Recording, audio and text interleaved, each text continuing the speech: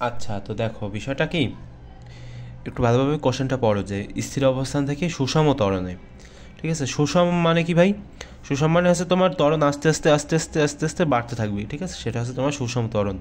তো সুষম ত্বরণে চলতে থাকা কোনো বস্তুর ক্ষেত্রে কোনটি সঠিক হবে, এটা হচ্ছে তোমার উচ্চতার দক্ষতামূলক একটা কোশ্চেন। তো দেখো, আমি এখানে উত্তরটা আগেই লিখে রাখছি, লেখার কারণ আছে আর কি, যেহেতু খুব সহজে শেষ করে দেবো সেজন্য। তো দেখো, গতির সমীকরণ থেকে আমরা এখানে দেখো স্থির অবস্থান থেকে সুষম ত্বরণে, ঠিক আছে, এই জিনিসটা না, এই জিনিসটা একটু মাথায় গেঁথে রাখো। চলতে থাকা কোনো বস্তুর ক্ষেত্রে কোনটি সঠিক, ঠিক আছে, মানে এখান থেকে তোমাকে বলছে যে কোনটি সঠিক। তো দেখো আমরা কি জানি বলো তো, গতির সমীকরণ থেকে আমরা জানি যে বি সমান সমান হচ্ছে তোমার ইউ প্লাস এটি। কিন্তু এখানে একটা বিষয়, আর একটা সূত্র আছে তোমার ভি সমান সমান এটি। ঠিক আছে, দুইটা সূত্র, একটা হচ্ছে তোমার ভি সমান সমান ইউ প্লাস এটি, আর একটা হচ্ছে তোমার ভি সমান সমান এটি। এখানে দেখো তো স্থিরের কথা বলা হয়েছে না, তার মানে কি ইউ সমান সমান কত ভাই?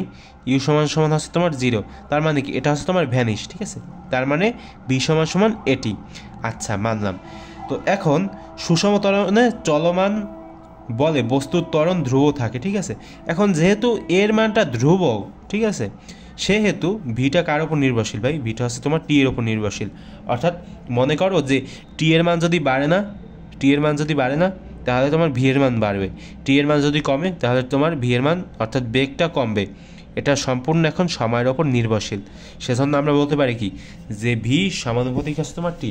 এটা আরও বিস্তারিতভাবে বলা যায়, কিন্তু যেহেতু আমি এগুলো হচ্ছে তোমার এমসিকিউ শর্ট ভিডিও, সেজন্য একটু তাড়াতাড়ি করে শেষ করে দিচ্ছি। ঠিক আছে, তো তোমরা আবার কিছু মনে করিও না, আমি যতটুকু বুঝিয়েছি তোমরা যদি খুব ভালোভাবে শোনো এবং যদি খেয়াল করো, তাহলে তোমরা বুঝে যাবো খুব সহজে। ঠিক আছে, তো যদি না বোঝো আবার একটু রিপিট করে দেখো।